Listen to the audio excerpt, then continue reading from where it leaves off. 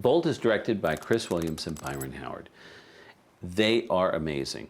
They're very, very funny, but what I always loved about these two is their heart, and it comes through in everything they do. Everything they touch is so appealing, and to me that's one of the most important things in the movies we create. And I think when you look at the characters in Bolt, they're some of the most appealing characters we've ever created. So I'm really proud of Chris and Byron. When we first started Bolt, I was part of the story team with Chris and the other folks in the story team, and I was originally intending just to head up the animation, but then Chris asked me a couple months into the production if I'd come on as his co-director, because the job of directing this film in such a compressed time was going to be so huge. As far as whether it's everything we've ever asked for or everything we've ever dreamed it would be, it's so much more. Yeah, it's a lot of work.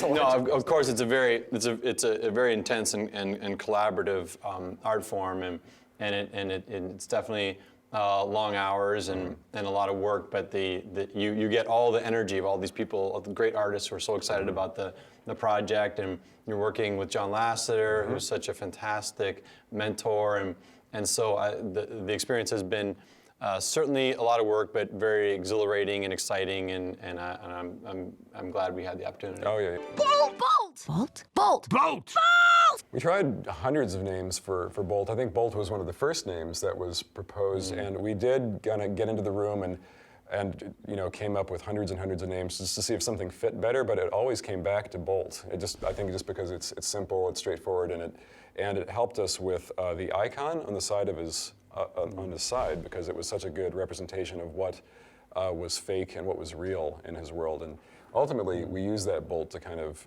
let Bolt figure out who he is, as it starts to wash away. You're part of a TV show. Nothing you think is real is real. You're ridiculous. I will super bark you out of that tree. Go nuts. Let's see how that works out for you.